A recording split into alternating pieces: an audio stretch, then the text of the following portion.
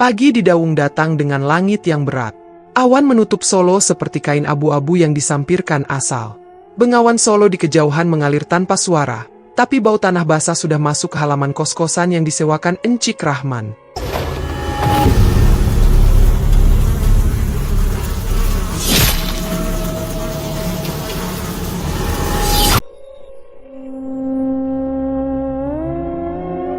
Siti Maryam sedang menjemur baju anaknya ketika telepon warung di ujung gang berdering, dan anak kecil pemilik warung lari-lari memanggilnya.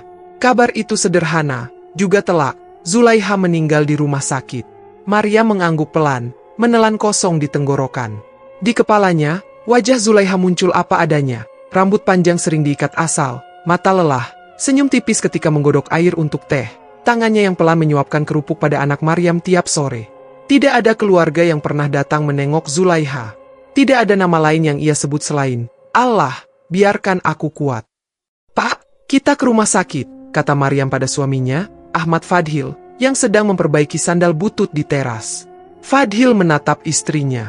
Kamu yakin sanggup? Kalau bukan kita, siapa lagi yang akan mengurusnya? Fadhil menghela napas, lalu berdiri. Baik, kita berangkat sekarang. Mereka meminjam ambulans kecil dari klinik dekat Pasar Kliwon. Sopirnya masih muda, wajahnya putih karena jarang kena matahari. Mereka duduk di depan, sementara di belakang, di atas papan dan kain, tubuh Zulaiha telah dimandikan oleh perawat dan dikafani. Semua dilakukan singkat, karena rumah sakit juga menunggu keluarganya, yang nyatanya tidak muncul. Di pertigaan menuju Laweyan, Maria meminta sopir menepi di masjid kecil pinggir jalan. Ia membawa sehelai selendang dan botol air mineral. Fadhil ikut turun, menatap langit yang makin menggelap. Aku minta izin, Pak Modin.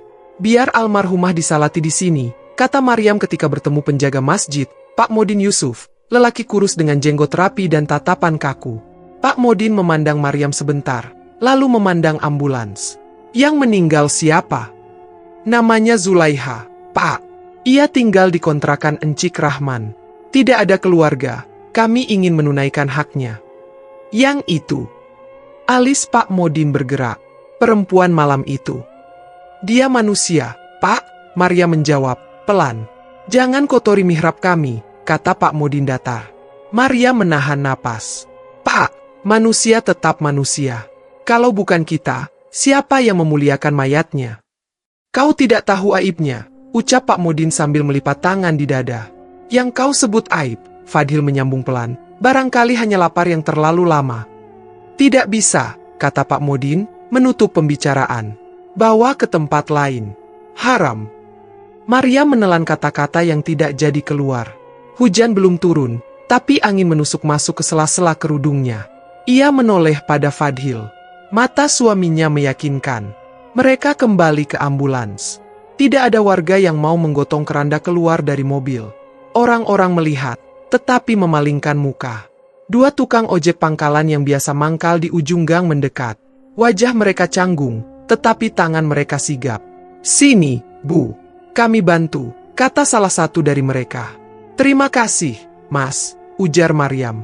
Sopir ambulans membuka pintu belakang. Hati-hati, ya.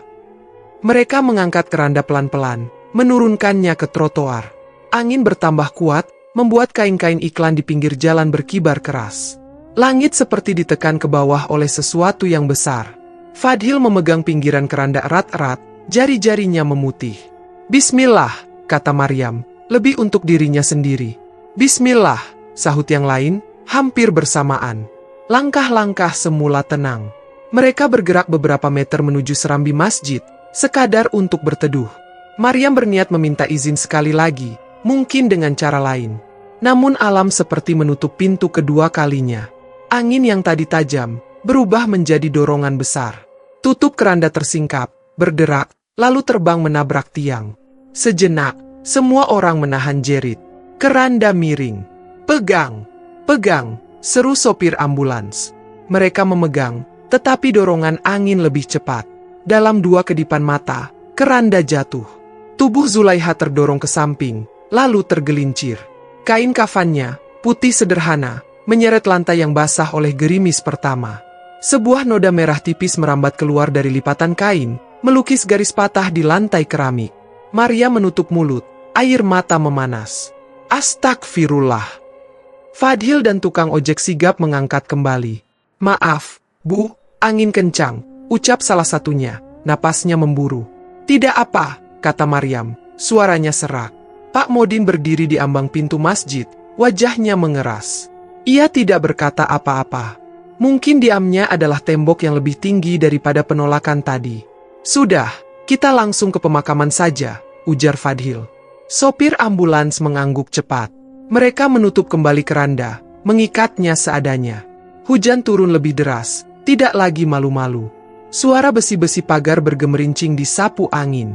Dari kejauhan, seperti ada bunyi gamelan yang terlalu pelan untuk disebut musik, terlalu panjang untuk disebut angin.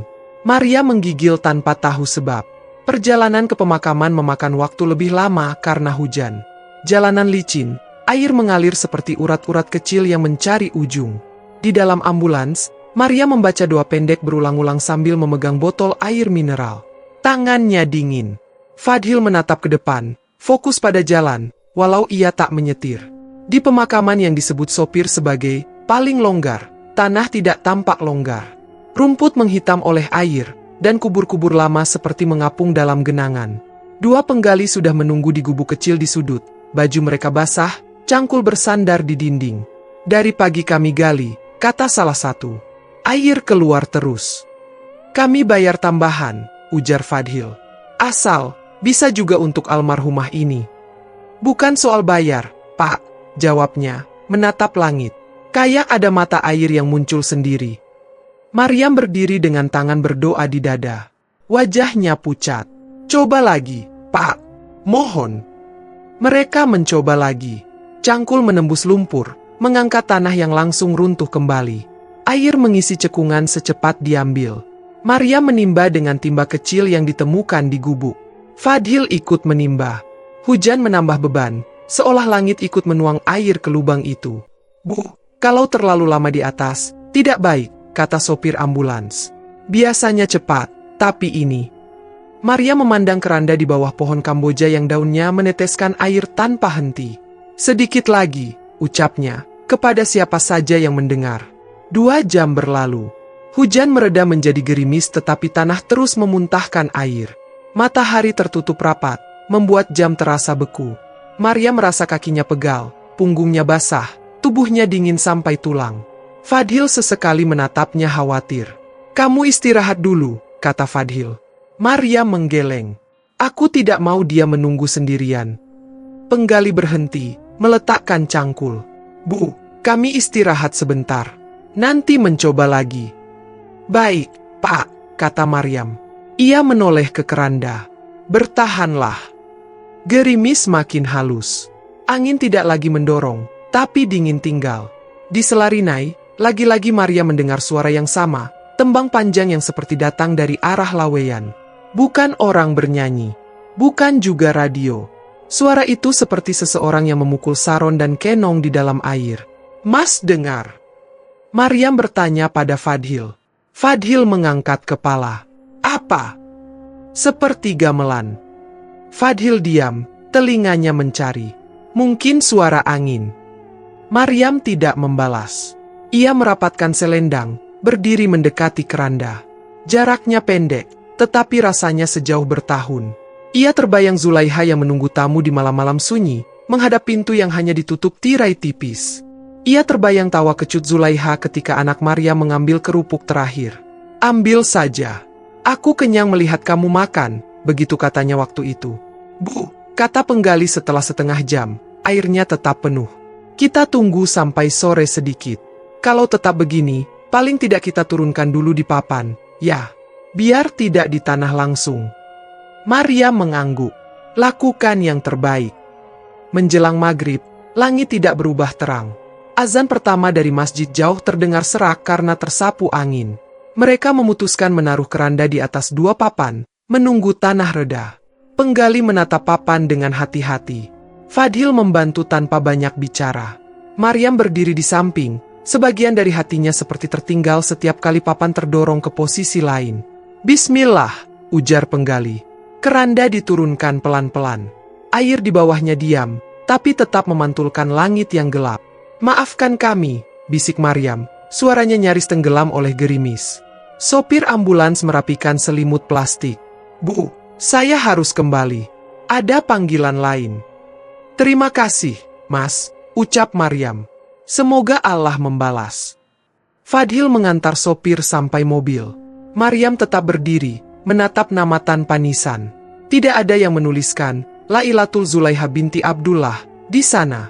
Hanya papan, tanah, dan air yang menunggu saatnya sendiri. Sudah, kita pulang dulu, kata Fadhil, kembali. Kita cari ustaz lain. Kita tahlili di rumah. Besok pagi kita kesini lagi. Maryam mengangkat wajah. Aku takut dia dingin.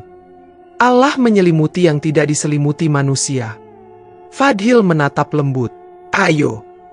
Mereka berjalan pulang menembus gang yang sepi. Hujan menyisakan bau anyir yang lengket di udara. Lampu-lampu jalan menyala setengah hati, membuat bayangan pepohonan memanjang seperti tangan yang menggapai. Di beberapa rumah, orang berbicara pelan, lalu berhenti ketika Maryam lewat. Di kontrakan, Encik Rahman menunggu di teras. Rokoknya padam. Bagaimana? Tanyanya pendek. Tanah memuntahkan air, jawab Maryam. Sore ini belum bisa. Encik Rahman mengangguk. Entah paham, entah tidak. Kalau butuh apa-apa, bilang. Encik, kata Maryam hati-hati, malam ini kami akan mengaji sebisanya. Di ruang depan. Hanya 3 atau 4 orang. Silakan, jawab Encik Rahman, menatap jauh. Fadhil menggelar tikar. Maryam menyiapkan air minum. 2 tukang ojek yang tadi membantu datang, basah kuyup tapi membawa tasbih. Mereka duduk berhadap-hadapan. Maryam membuka kitab kecil yang hanya pernah ia pakai saat tahlilan tetangga. Suaranya awalnya gemetar, lalu pelan-pelan stabil. Untuk Lailatul Zulaiha binti Abdullah, kata Maryam, jelas. Tiba-tiba lampu redup. Angin menyusup lewat celah jendela, menggeser tirai, membuat nyala lampu kecil bergetar. Bukan mati, hanya meredup seperti menarik napas panjang. Suara hujan menjadi garis halus. Dari arah Bengawan, tembang panjang itu terdengar lagi, sedikit lebih dekat. Fadhil menatap Maryam. Maryam meneruskan bacaan. Tukang ojek mengucap, amin, pelan setiap kali Maryam berhenti. Ketika doa berakhir, mereka duduk diam beberapa detik, mendengarkan suara rumah yang kembali tenang. Terima kasih, kata Maryam. Semoga Allah membalas kebaikan kalian. Tidak usah, Bu, jawab salah satu ojek. Kami juga menyesal. Menyesal apa? Menonton saja dari jauh, waktu di masjid, katanya, menunduk. Seharusnya kami berteriak. Besok kita coba lagi, ujar Fadhil. Dengan atau tanpa izin Pak Modin. Malam datang tanpa bintang. Anak Maryam sudah tidur, rambutnya menempel di dahi. Fadhil membereskan tikar. Maryam membasuh wajah, lalu berbaring di samping anaknya. Tubuhnya lelah, tetapi matanya menolak terpejam. Setiap kali ia menutup mata, yang muncul adalah kain kafan yang basah dan papan yang mengapung. Tidurlah, ujar Fadhil, menepuk pelan punggungnya. Maryam mengangguk, memejam juga. Sunyi merayap ke dalam kamar. Hujan tinggal sisa, seperti bisikan yang tertahan. Dari luar, ada suara sandal yang diseret lewat gang, lalu hilang. Maryam tertidur tidak lebih dari beberapa menit sebelum mimpinya datang. Ia berdiri di tepi Bengawan Solo. Airnya hitam, tenang, membawa bau daun yang lama tenggelam. Pohon di seberang seperti garis arang. Di batu besar, seorang perempuan duduk membelakangi Maryam. Rambutnya menutupi wajah, basah menempel di punggung. Kain putihnya kusut, menempel karena lembab. Zulaiha, panggil Maryam. Suaranya sendiri terdengar asing. Perempuan itu menoleh perlahan. Wajahnya pucat, ada lelah yang dalam di matanya, tetapi bukan marah. Ia menatap Maryam seperti menatap satu-satunya pintu yang masih terbuka. Tolong, suaranya serak, nyaris hanya udara. 7 malam saja. Maryam terbangun dengan dada berdebar. Kamar gelap. Hujan berhenti. Dalam gelap itu, ia mendengar ada sesuatu yang tidak biasa. Azan pertama dari masjid jauh baru dimulai, tetapi pada nada awalnya ada suara lain, serak dan pelan, menyelip, seperti seseorang menyebut namanya, lalu diam. Di teras, angin menggeser tirai lagi. Kerikil kecil di halaman bergerak sendiri. Maryam duduk, memegang dada, menegakkan punggung. Ia menoleh pada Fadhil yang masih terlelap. Ia menatap pintu, lalu menutup mata. Insya Allah, bisiknya pada gelap. 7 malam. Bab 2. 7 malam yang ditolak. Pagi itu langit Solo masih seperti bab 1, berat, enggan biru. Maryam bangun dengan kepala yang seperti disumpal kapas basah. Di sudut kamar, Fadhil menggigil di bawah selimut tipis. Sejak pulang dari pemakaman kemarin, tubuhnya panas naik turun, keringat dingin bercampur lelah. "Pak, minum dulu," kata Maryam, menyodorkan segelas air hangat. Fadhil meneguk pelan. "Aku kuat, cuma pegal. Mungkin karena menggotong. Kalau sore belum turun, kita ke puskesmas," ujar Maryam. Fadhil mengangguk, memejam lagi. Maryam menatap jam dinding. Ia punya satu rencana yang tidak bisa ditunda, mencari pemimpin tahlil. Ia tidak mau malam ini berlalu tanpa bacaan untuk Zulaiha. Ia mengganti jilbab, lalu pamit pada Fadhil. "Doakan aku, Pak."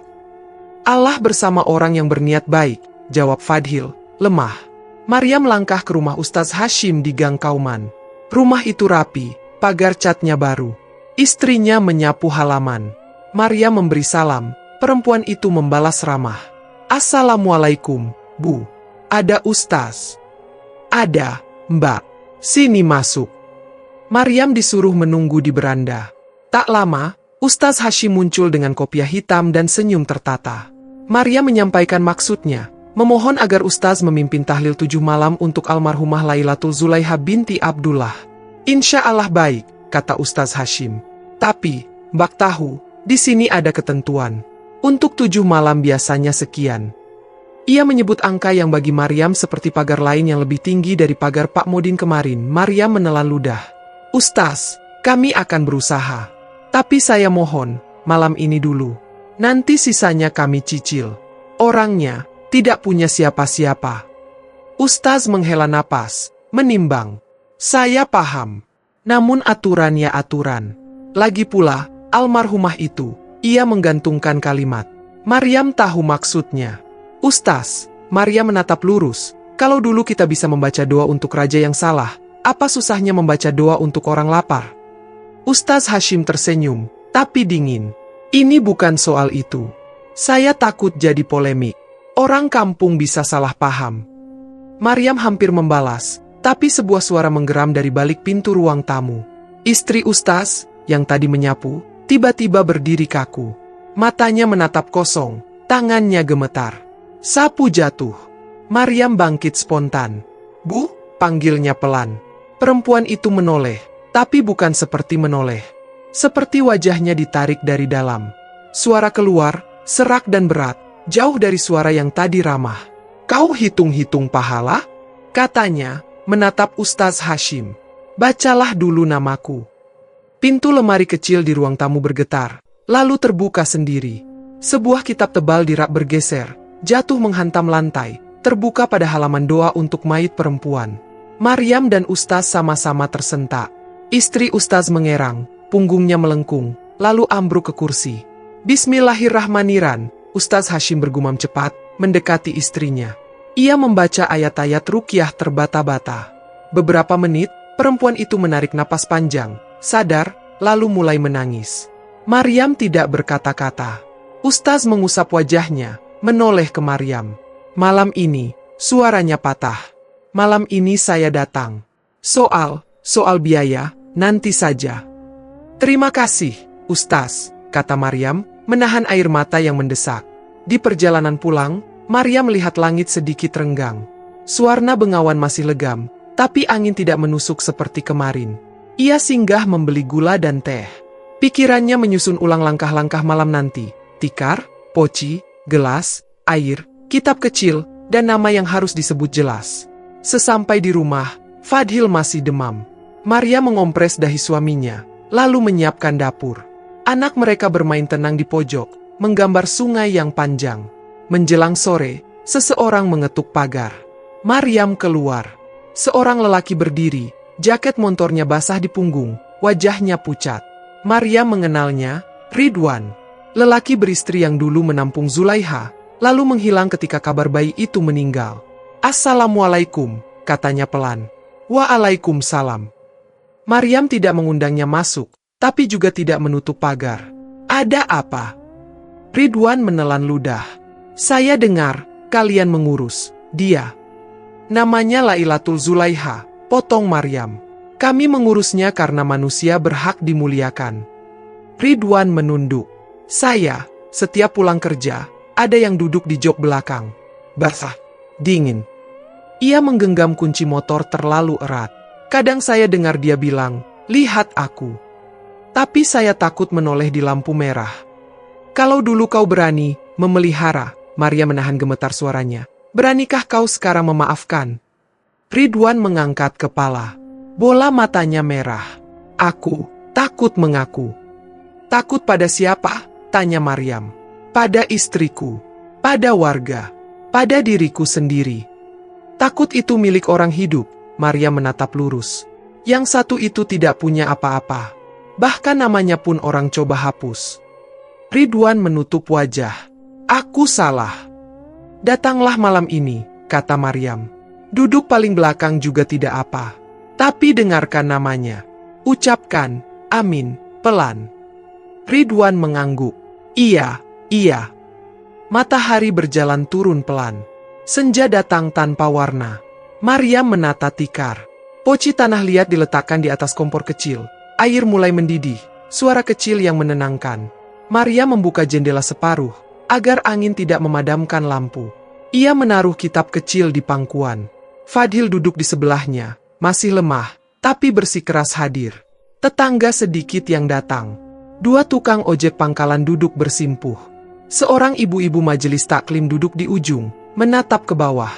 Ridwan muncul terakhir, jaketnya bau jalan, duduk paling belakang, menunduk tidak berani menatap siapapun. Ustaz Hashim datang saat adzan Isya selesai. Wajahnya tidak setegar pagi tadi. Ia duduk, mengangguk kecil pada Maryam. Kita mulai. Maryam menghela napas. Ia membetulkan jilbab, mengangkat kitab, dan menyebut, untuk almarhumah Lailatul Zulaiha binti Abdullah.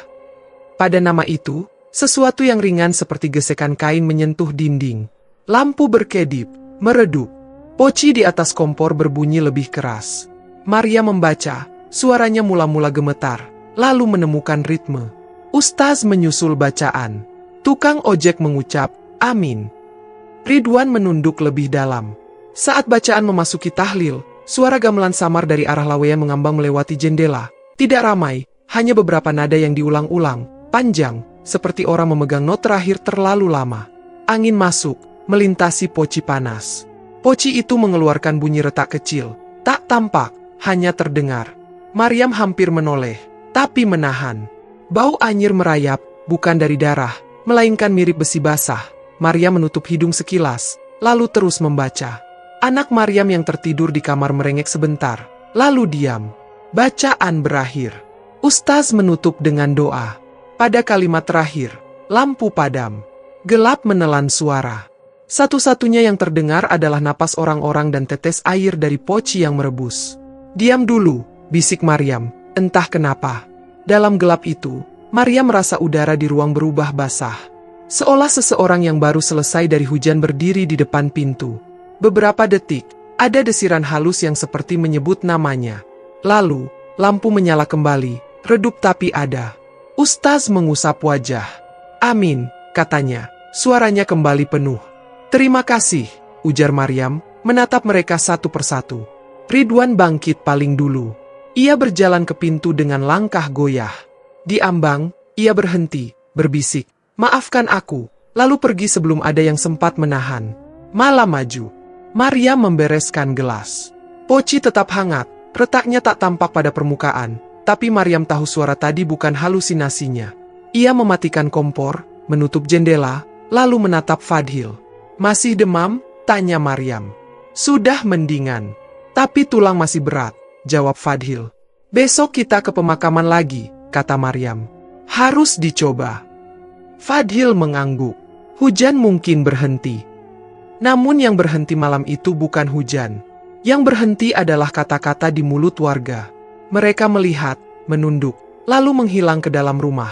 Besoknya, Maryam dan Fadhil berangkat ke pemakaman dengan 2 penggali yang sama. Langit kelabu terang, bengawan tenang, tapi tanah di pemakaman tetap menolak. Lihat ini, Bu, kata salah satu penggali, menunjuk bekas galiannya yang kemarin. Tadi kami tandai di sini. Pagi ini, tanahnya seperti bergeser. Maria menatap tanda itu.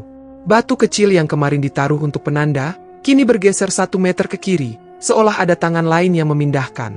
Mereka menggali lagi. Sekali cangkul, tanah runtuh. 2 kali cangkul, air menyembur kecil seperti mata air. Mereka menimba lagi, sementara matahari menipis di balik awan. Seperti ada yang memancar dari bawah, gumam penggali kedua. Dan yang marah? Tanya penggali pertama pada temannya, setengah bercanda, setengah sungguh-sungguh. Kita jangan bicara macam-macam, sela Maryam pelan. Bacalah syalawat sambil menggali. Mereka menurut. Suara syalawat patah-patah oleh napas. Cangkul, timba, cangkul, timba. Air tetap kembali, sabar, tidak marah, tapi juga tidak minggir. Menjelang zuhur, Maryam duduk di bawah Kamboja, menatap papan tempat keranda kemarin diistirahatkan. Ia menarik napas panjang. Ya Allah, Engkau yang membukakan hati.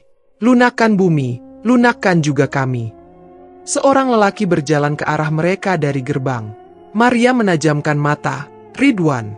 Ia membawa karung kecil. Ia membuka karung itu di hadapan Maryam, memperlihatkan seikat bunga dan selembar kain putih. Saya ingin menabur, katanya lirih. Boleh. Maryam mengangguk. Boleh. Tapi jangan tabur di atas papan. Simpan dulu. Kita belum bisa menurunkan. Ridwan menggenggam seikat bunga kuat-kuat seperti pegangan terakhir yang ia punya. Tadi di jalan, ada lagi, katanya tanpa ditanya. Yang duduk di belakang. Basah. Tapi hari ini, dia tidak diam. Dia bilang, kau akan terus basah sepanjang hidupmu, kalau kau tidak mengeringkan lidahmu. Saya tak paham. Maria menatapnya lama.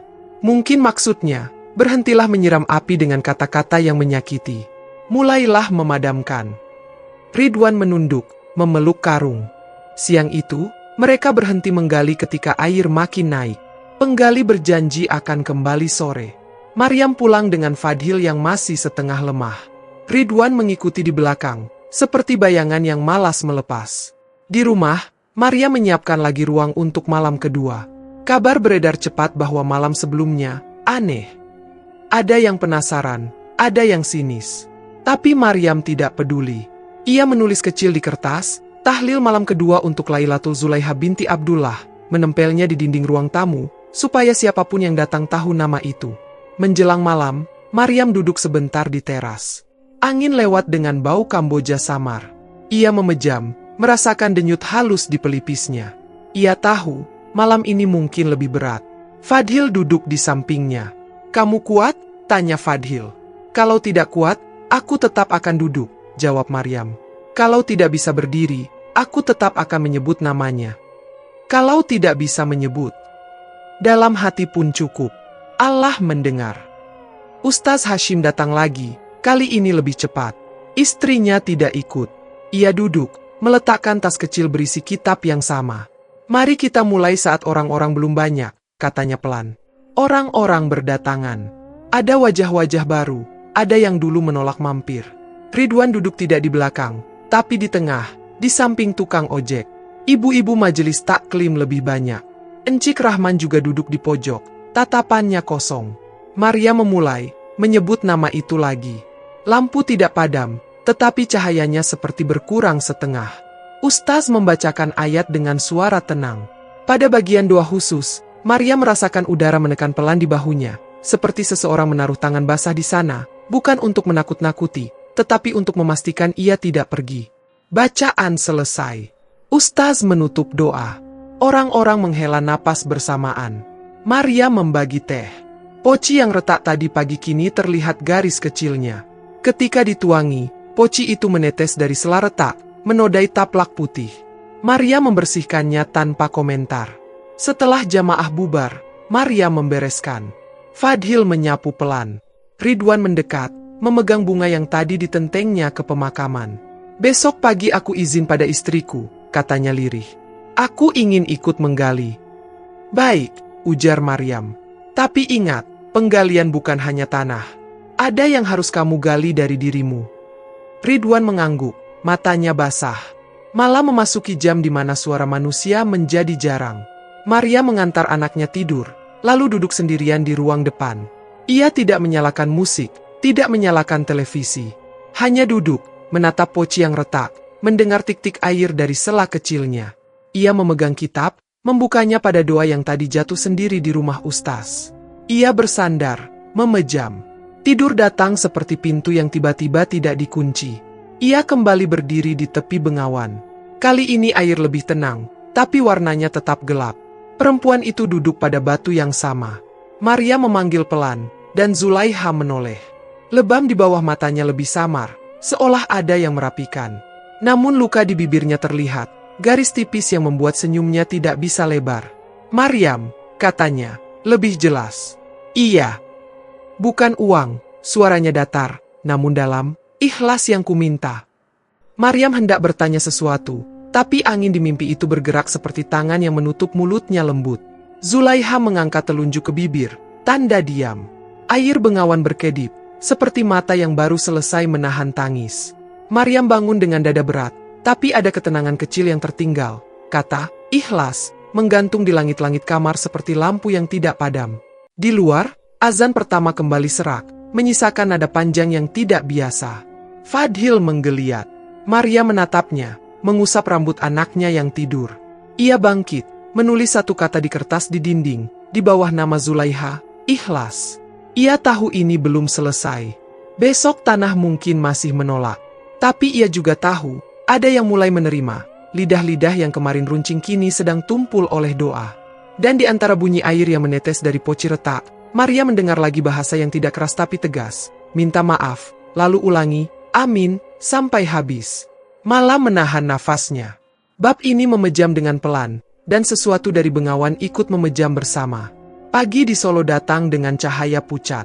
Kabut tipis menggantung di atas bengawan, membuat air tampak seperti lembaran kaca kelabu. Maryam duduk di teras kos-kosan dengan secari kain di pangkuannya. Kain itu kecil, lusuh, ujungnya hampir robek. Namun di sana, dengan tinta hitam yang memudar, tertulis jelas, Lailatul Zulaiha binti Abdullah. "Ini satu-satunya peninggalan," gumamnya. Fadhil, yang baru turun dari demam, menatap kain itu seakan menatap wajah lama yang dihapus orang. Tidak ada KTP, tidak ada keluarga. "Hanya kain ini," kata Maryam. Ia meraba huruf-hurufnya, menahan napas seolah setiap sentuh bisa meruntuhkan sisa-sisa namanya. Encik Rahman berdiri di ambang pintu. "Mbak, maaf, tapi kain itu, orang kampung ini keras. Mereka akan bilang tulisan itu bisa dibuat siapa saja." Maryam menoleh, suaranya menjadi pisau yang mengiris perlahan. Kalau dunia memilih melupakan, biar kain inilah yang bicara. Nama yang dihapus tetap nama. Sore itu, mereka menuju rumah Mbah Karim, sesepuh kauman yang dikenal lidahnya pahit tapi hatinya lunak. Rumahnya beratap rendah, bau kayu tua dan minyak kelapa berbaur. Mbah Karim duduk di amben, jari-jarinya mengusap tasbih yang butiran kayunya hitam licin karena doa. "Pamali, nak," katanya sebelum Maryam sempat bertanya. Bila jenazah ditolak haknya, Danyang kampung menegur lewat air yang tak berhenti. "Bukan jasadnya kotor, niat kita yang keruh." Maryam memegang kain dengan dua tangan, seolah mempersembahkan. Tanah kuburan memuntahkan air. 3 kali menggali, 3 kali kembali. Mbah Karim mengangguk pelan. Dawung ini punya palang tak terlihat. Orang-orangnya rajin beribadah, tapi kadang lupa memandikan lidah. Air naik karena tanah menolak yang datang tanpa ikhlas.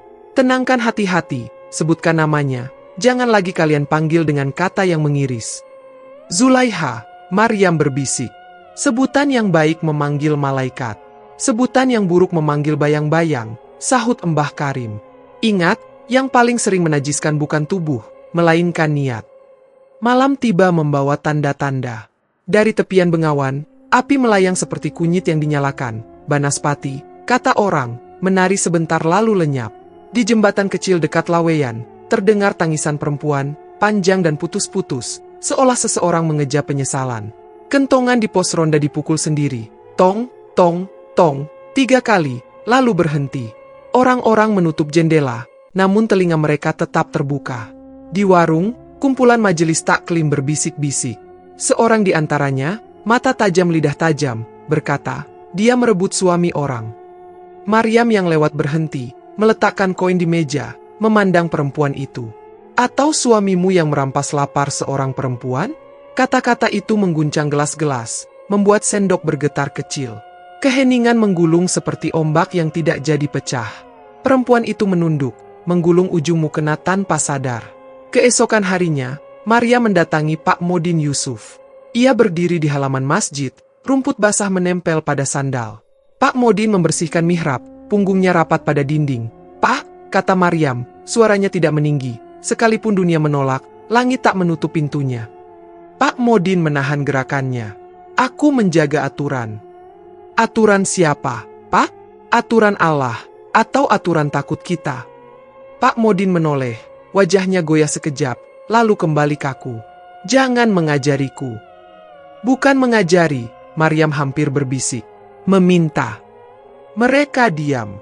Dalam diam itu, seekor burung kecil masuk, hinggap di ambang, lalu terbang lagi tanpa suara, meninggalkan bayang yang sebentar menutupi mimbar. Pak Modin mengecup udara, seolah menelan sesuatu yang pahit. Maryam pergi tanpa menoleh. Menjelang petang, Maryam menyiapkan ruatan kecil di halaman kos. Tidak besar, hanya piring kecil berisi kemenyan, kendi air bunga, seikat melati. Fadhil menaruh tikar. Anak mereka bermain dengan kelopak-kelopak jatuh. Encik Rahman berdiri di ambang, wajahnya separuh cahaya separuh gelap. Maryam menyalakan kemenyan. Asapnya berpilin, menganyam udara. Doa mengalir, bukan lantang, tapi jernih. Fadhil menyambut dengan syalawat pendek. Angin tiba-tiba menderu, tirai jendela menegang seperti dada yang menahan jerit. Kemenyan tidak padam, melainkan berputar, membentuk pusaran kecil yang berdiri di udara. Di tengah pusaran itu, suara serak datang, tidak dari mulut, tidak dari jalan, melainkan dari antara titik-titik asap. "Sebutlah namaku." Maryam memeluk kain kecil bertuliskan nama. "Lailatul Zulaiha binti Abdullah," ucapnya, bulat. Asap merunduk, seolah hormat. Encik Rahman menutup wajah. Di ambang, tetangga yang mengintip tanpa sengaja menahan napas. Ia tidak lari, ia tidak berteriak. Untuk pertama kalinya ia melihat sesuatu yang lebih kuat dari gunjingan, sebutan yang membuat udara berhenti menghakimi. Maryam menunduk, air matanya jatuh. "Zulaiha, aku berjanji, 7 malam tanpa tarif, dengan namamu disebut." Angin menurunkan bahunya. Kemenyan mengecil. Pusaran menipis dan lenyap seperti niat buruk yang diganti. Malam menatap mereka dari balik daun Kamboja. Dan di tempat yang sama, di antara bau bunga dan sisa asap, Maryam merasa ada tangan dingin menyentuh punggungnya, bukan menekan, melainkan menegakkan. Sore merambat ke halaman kos seperti bayangan panjang yang tak mau habis. Maryam menyiapkan tikar, mengganti taplak yang semalam ditetesi air dari retak poci, dan menaruh kendi berisi air bunga di sudut ruang. Di luar, Bengawan Solo bergemuruh pendek, bukan amarah, melainkan dengkingan jauh seperti orang tua yang melantunkan nasihat dengan sabar. Fadhil duduk bersandar pada dinding, panasnya telah turun, tapi tubuhnya masih berat seperti baru keluar dari sungai yang dinginnya tinggal di tulang. "Tak perlu memaksa ikut, Pak," kata Maryam, merapikan jilbab. Fadhil menggeleng pelan. "Kalau yang lemah saja duduk, siapa yang akan berdiri? Aku duduk di sini saja." Suara "Amin" juga bagian dari berdiri. Maryam tersenyum kecil. "Nanti minum jahe dulu." Ia pergi ke dapur. Uap dari poci tanah liat merambat seperti helai kain tipis. Retak kecil di mulutnya tidak melebar, tapi Maryam tetap membalik poci hati-hati. Ia tidak ingin ada yang bocor selain doa. Menjelang maghrib, orang-orang datang tanpa banyak kata. Tukang ojek duduk di tempatnya semula. 2 ibu majelis taklim memilih dekat jendela. Encik Rahman berdiri di ambang sebentar, lalu masuk dengan tatapan yang entah kemana. Ustaz Hashim tiba tidak lama sesudah azan Isya. Langkahnya tenang, wajahnya lebih landedap daripada malam pertama. Ia tidak menyebut soal bayaran. Ia bahkan tidak menanyakan berapa malam lagi. Ia menaruh kitab, menatap Maryam, dan mengangguk pendek. "Kita mulai." Maryam menghela napas, berdiri. Untuk almarhumah, ia melambatkan lidahnya, agar seluruh ruangan menelan namanya dengan utuh. Lailatul Zulaiha binti Abdullah. Pada nama itu, angin yang sejak tadi mengusik tirai berhenti seperti seseorang menekan tombol sunyi. Lampu yang kadang kedip mendadak tenang, cahayanya utuh. Dalam hening satu tarikan napas, gemuruh bengawan berkurang, berganti dehem lembut, seperti ibu menimang bayi. Ustaz Hashim mulai, suaranya rata, mengikuti tanda yang tidak tertulis. Doa naik pelan, amin, turun seperti hujan yang baik. Ketika bacaan sampai pada tahlil, dari arah laweyan, nada gamelan yang selama ini seperti benang panjang mendadak berpindah menjadi tembang lirih. Sebaris, dua baris, dengan jembatan nada yang memeluk. Tidak ada yang berani menyebut itu gaib, mereka hanya membiarkannya menjadi udara. Di pertengahan, seseorang berdiri di ambang pintu. Jaketnya basah embun, kunci motor tergenggam di kepalan yang terlalu keras. Ridwan. Ia menunggu bacaan menepi, lalu maju ke depan. Suaranya pecah seperti piring tanah tak sengaja terbentur. Bu Maryam. Ustaz, semua, ia menelan. Aku ingin bicara. Maryam menurunkan kitab, menatap jamaah. Silakan. Ridwan berdiri membelakangi pintu, wajahnya menghadap ruang yang memerhatikan. Aku yang menahannya menjauh dari masjid. Kata-kata itu keluar satu-satu, seperti batu dikeluarkan dari perut. Aku bilang padanya, tak usah dekat-dekat tempat suci. Orang sepertimu. Ia berhenti, bergetar. Aku bilang kata yang tidak seharusnya diucap pada manusia. Aku menyebutnya najis. Ibu yang duduk dekat jendela menutup mulutnya. Seseorang menghela napas panjang. Ridwan menunduk lebih dalam. Dan ketika dia hamil, aku juga yang meninggalkannya. Aku takut pada kemiskinanku sendiri. Kukira dia akan mengikat leherku. Padahal yang terikat hanya hatiku yang pengecut. Ia mengangkat wajah, matanya basah tanpa berani jatuh. Aku minta maaf. Hening menjadi wadah. Dalam wadah itu, setiap orang menjatuhkan sesuatu dari dirinya. Rasa segan, rasa malu, rasa takut bahwa pengakuan akan membuat mereka diseret. Ustaz Hashim menutup kitabnya perlahan, tidak bicara. Fadhil menekan lutut, menahan keinginan untuk berdiri memberi sandar. Dari luar, langkah tergesa menyentuh halaman. Seorang perempuan berdiri di pintu. Hana, istri Ridwan. Wajahnya pucat, kerudungnya miring seperti habis dipakai berlari. Aku dengar kau kesini, katanya pada Ridwan. Napasnya pendek. Ia masuk, berdiri di samping suaminya, menatap jamaah, lalu menatap Maryam. Aku dulu berdoa agar dia disapu angin, agar jalan ke rumah ini ditutup kerikil, agar lidah orang-orang lebih tajam dari pisau. Suaranya pecah di ujung. Dendamku membutakan. Aku turut merajamnya dengan kata. Maryam melangkah setapak. Kita semua punya batu di mulut, ucapnya lirih. Malam ini, satu persatu, kita letakkan. Hana mengangguk, air matanya jatuh. Ridwan meraih tangan istrinya, tidak untuk memegang, melainkan untuk meminta izin bertahan. Keduanya menunduk di lantai, seperti murid yang terlambat. Ustaz Hashim membuka kitab lagi. Tidak ada khutbah panjang. Ia hanya berkata, Allah Maha menerima taubat. Nama diseru, bukan untuk membuka luka, tapi untuk menutupnya dengan doa. Ia mengangkat suara. Untuk Lailatul Zulaiha binti Abdullah. Angin menahan diri. Lampu-lampu tidak lagi bergetar. Tembang lirih di kejauhan menurunkan nada terakhir seperti kain yang dilipat rapi. Dalam jangka 2 napas, ruangan itu bukan lagi ruang, ia menjadi telinga, dan doa menjadi suara yang ditampungnya. Setelah tahlil selesai, orang-orang tidak buru-buru pulang. Mereka duduk seperti peziarah yang takut kehilangan sesuatu jika bangkit terlalu cepat. Ketika akhirnya berdiri, tidak ada bisik-bisik yang tajam, hanya bunyi sandal yang beradab. Ridwan memandang Maryam dan Fadhil bergantian. Besok pagi aku ikut ke makam. Datanglah, kata Maryam. Tapi lepaskan dulu satu batu dari mulutmu, pada dirimu sendiri. Ridwan mengangguk. Aku belajar. Pagi di pemakaman datang dengan keajaiban kecil. Tidak hujan. Awan berjalan tapi tidak berat. Matahari di belakangnya seperti lampu yang diredam kertas. 2 penggali menunggu di gubuk. Cangkul mereka berkilat basah. Ridwan muncul membawa timba tambahan. Fadhil tetap ikut, meski Maryam berkali-kali memintanya beristirahat. Kalau air masih tinggi, kita menimba sambil syalawat, kata Maryam. Penggali mengangguk, menggulung celana sampai betis.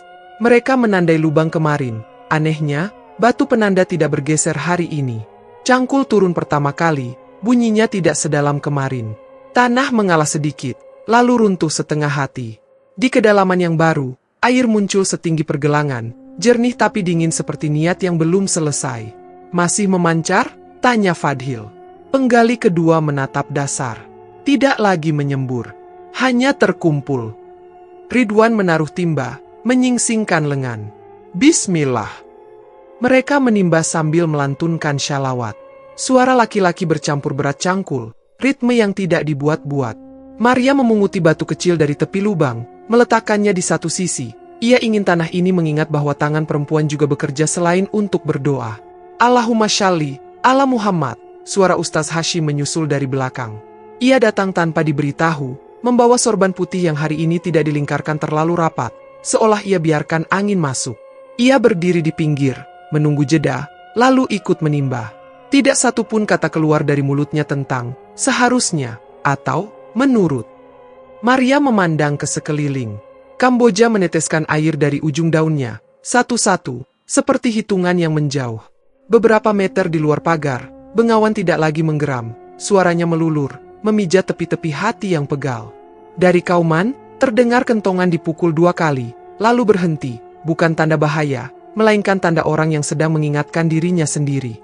Setelah sejam, air tetap setinggi pergelangan. Cukup untuk membuat kain basah, tapi tidak lagi memaksa. Penggali menaruh papan-papan di dinding lubang, membuat dindingnya tidak runtuh. Masih belum ideal, katanya. Tapi kita sudah bisa menurunkan sedikit, menunggu tanah minum. Biarkan ia menyentuh tanah, bisik Maryam. Meski sepatah.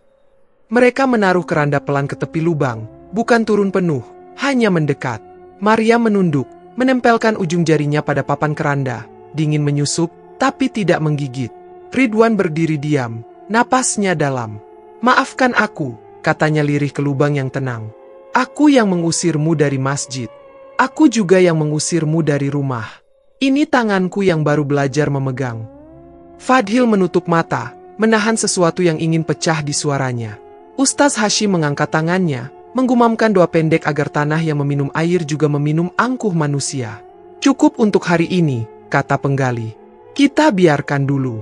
Jangan memaksa. Bumi perlu percaya. Maria mengangguk. Terima kasih. Besok kita datang lagi. Di perjalanan pulang, Ridwan berjalan sejajar dengan Hana yang menunggunya di gerbang pemakaman. Mereka tidak berpegangan, tapi jarak di antara mereka bukan lagi parit. Maria menatap punggung keduanya. Dan untuk pertama kalinya sejak kabar duka itu datang, ia merasa ada bagian kecil dari kampung ini yang sedang belajar mengeja ulang kata, kita. Malam keempat, kelima, dan keenam berjalan seperti seseorang yang berhenti berlari, napas masih memburu, tapi langkahnya yakin. Tahlil tak lagi disambut padam gelap, lampu tetap tenang. Gamelan gaib dari laweyan kadang datang, kadang tidak. Ketika datang, ia bukan lagi nyanyian yang menuntut, melainkan tembang yang memanggil pulang. Kentongan dipukul pada jam yang wajar, menandai putaran malam yang tidak berniat mengganggu. Setiap malam, Maria menyebut nama itu lengkap, seperti menulisnya lagi pada udara agar tidak ada tangan yang berani menghapus. Lailatul Zulaiha binti Abdullah. Di sela doa, ia kadang tercenung, betapa mudahnya manusia menghapus nama, cukup tidak menyebutnya, cukup memanggilnya dengan sebutan lain yang menyederhanakan. Tapi betapa keras kepala juga nama yang dipanggil dengan ikhlas. Ia kembali menempel pada lidah, bahkan pada lidah orang yang dulu melempar batu. Pak Modin tidak pernah datang ke tahlil. Namun kabar sampai ke telinganya, kabar tentang lampu yang tenang, air liang yang tidak lagi naik, doa yang berjalan tanpa sandung. Di masjid kecilnya, ia berdiri lebih lama di mihrab setelah subuh, memegang mukena orang-orang, merasakan sisa hangat dahi. Suatu malam, ia berdiri lama di ujung gang, menatap rumah kos Maryam dari jauh. Angin membawa wangi air bunga sampai ke hidungnya. Ia tidak dekat, ia belum. Tapi Maria melihat siluetnya di ambang, seperti bayangan orang yang terlalu berat untuk masuk, terlalu lelah untuk pergi. Pada malam ke-6, setelah orang-orang pulang, Maryam duduk sendirian.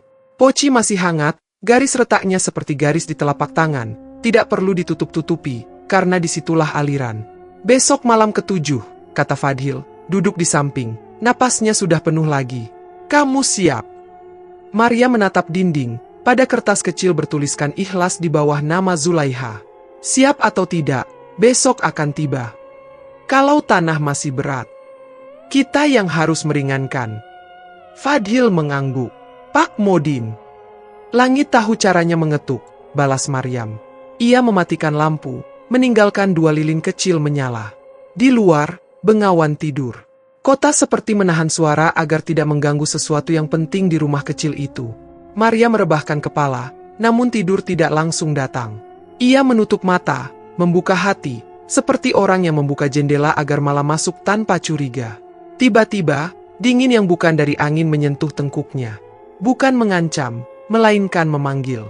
Ia berdiri di tepi bengawan, bukan dalam mimpi yang kelabu, melainkan dalam ruang yang terasa lebih jernih daripada siang. Air luas dan tenang, menyimpan bulan sebagai koin perak yang digenggam anak-anak. Di atas batu yang sama, perempuan itu duduk, bukan lagi punggung yang selalu membelakangi. Mukanya menghadap Maryam, luka-luka di bibir tinggal garis tipis, seolah seseorang merapikannya dengan doa. Zulaiha, Maryam menyebut nama itu dengan suara nyaris tak terdengar. Perempuan itu tersenyum sangat kecil. Suara tembang lirih menepi, memberi ruang. Ia menatap Maryam lama, bukan tatapan meminta, bukan tatapan menuntut, lalu membuka mulut pelan. Suaranya bening meski berasal dari tempat yang kita tak pernah tahu rutenya. Satu lagi, katanya. Maaf dari orang yang pertama kali menyebutku, najis. Kata, najis, jatuh ke permukaan air dan menyebar seperti lingkaran yang mengingatkan dari mana ia datang. Maria menahan napas, jantungnya memukul pelan seperti kentongan yang minta jawaban.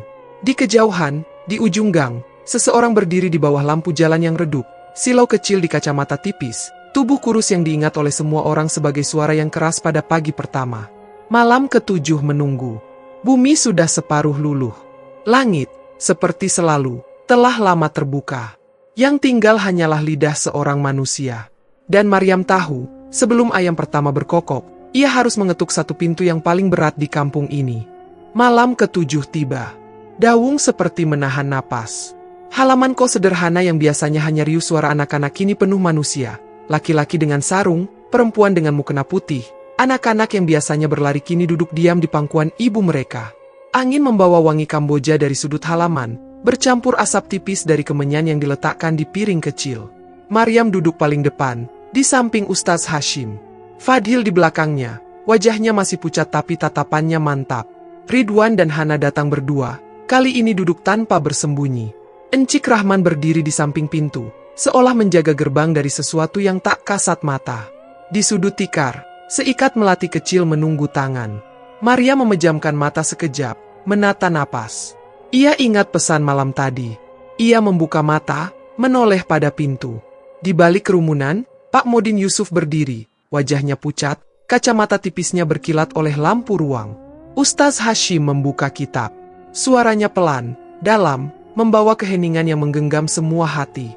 Maria memulai tahlil, lidahnya gemetar tapi jelas, dan untuk ketujuh kalinya ia menyebut, untuk arwah Lailatul Zulaiha binti Abdullah. Doa mengalun, la ilaha illallah, jamaah mengikuti.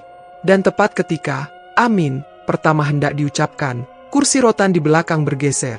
Pak Modin melangkah ke tengah, suaranya pecah seperti kaca yang terlalu lama menahan panas. Aku, ia menunduk. Lalu mengangkat kepala seperti orang yang memaksa dirinya melihat mata orang lain. Akulah yang menolak pertama. Lidahku kasar. Aku menyebutmu najis. Ampuni aku, Lailatul Zulaiha. Hening menurunkan bahu. Tirai jendela bergerak, seakan disibak tangan tak terlihat. Lampu yang sempat goyah kini tegak tenang, nyalanya tidak lagi bergetar. Maria melihat bibir anak-anak terbuka sedikit, seolah ingin bertanya kenapa orang dewasa menangis. Ustaz Hashim menutup mata sejenak, lalu melanjutkan doa. Suaranya berubah, bukan lagi suara pemimpin, melainkan suara sesama yang memohon. Ya Allah, terimalah pengakuan ini, lunakkan tanah dan hati kami. Amin, kata jamaah, dan amin, itu tidak lagi menjadi satu kata, ia menjadi jembatan. Rombongan berangkat menuju pemakaman. Jalan sempit Dawung diterangi obor kecil, langkah-langkah berdesakan tapi tertib. Anak-anak digendong, suara tangis mereka ditahan pelukan ibu. Dari arah Bengawan, suara gamelan gaib yang selama seminggu terdengar kini hanya berupa dengung panjang, seperti tembang yang mencari penutup. Mbah Karim berjalan paling belakang, tongkatnya mengetuk tanah seperti metronom yang memastikan langkah tidak saling mendahului. Di pemakaman, dua penggali sudah menunggu. Liang yang kemarin penuh air kini tampak lebih jinak. Masih ada genangan setinggi mata kaki, tapi tidak lagi memancar liar. Bismillah, kata salah seorang penggali. Mereka kembali menimba sambil melantunkan syalawat. Suara mereka pelan, berlapis-lapis, seperti tenunan. Pak Modin berdiri di sisi lain liang, tangan terkatup, bibirnya komat-kamit. Ridwan menurunkan wajahnya hingga setinggi papan. Hana menaruh seikat melati di pinggir. Keranda diangkat. Pelan, kata Fadhil. Suaranya serak namun mantap. Papan penahan sudah siap. Mereka menurunkan. 1 jengkal, 2 jengkal. Air bergeser ke sudut, lalu surut perlahan, seolah bumi akhirnya minum. Kafan Zulaiha menyentuh tanah. Tidak ada semburan, tidak ada dorongan. Tanah menerima, gumam Mbah Karim, mata tuanya berkaca. Doa penutup dibacakan. Ustaz Hashim mengangkat tangan, suaranya bening. Ya Allah, saksikanlah, kami menitipkan seorang hamba MU, Lailatul Zulaiha binti Abdullah, pada tanah MU dan rahmat MU. Amin, sahut banyak mulut, termasuk satu mulut yang paling lama menahan, Pak Modin. Dari kejauhan, gamelan gaib berhenti pada satu nada panjang, menggantung sesaat, lalu padam, seolah lampu yang akhirnya dimatikan setelah menunggu terlalu lama. Angin lewat membawa wangi Kamboja yang tidak menusuk, hanya mengantar pulang. Bumi merapat pelan, papan ditutup, tanah dirapikan. Di atasnya, seikat melati diletakkan sebagai nama yang tak lagi dihapus. Hari-hari sesudahnya tidak berubah jadi mukjizat besar. Mereka hanya menjadi hari-hari yang tidak lagi menutup mata. Ridwan menaruh amplop setiap awal bulan ke kotak sedekah di musala, untuk tamu tak berkeluarga, atas nama Lailatul Zulaiha. Tidak ada yang bertanya, tapi semua tahu. Hana memimpin majelis taklim perempuan. Jangan lagi kita bunuh siapapun dengan kata, ucapnya. Kalaupun kita tak mampu menolong, setidaknya jangan menambah berat. Ibu-ibu mengangguk, beberapa memeluk anaknya lebih lama malam itu. Pak Modin Yusuf datang setiap Jumat sore. Ia menyapu pusara Zulaiha, menaruh air bunga, menyingkirkan daun Kamboja yang menutupi nama di kayu kecil. Orang yang lewat menunduk, di hadapan tanah, semua lidah sama. Maryam datang suatu sore, menaruh melati di atas pusara. Fadhil berdiri di belakangnya, tidak berkata-kata. Angin melewati wajah Maryam, berbisik ringan, bukan rahasia, melainkan ucapan terima kasih yang terlalu pelan untuk ditangkap selain oleh hati. Maryam tersenyum kecil, menyentuh huruf-huruf di kayu. Pulanglah, bisiknya. Kami akan menjaga yang tertinggal. Sejak itu, setiap azan pertama di Dawung, selalu ada satu nada serak terdengar samar dari arah Bengawan. Bukan menuntut, bukan menakutkan, hanya mengingatkan. Kuburkan manusia dengan doa, bukan dengan vonis.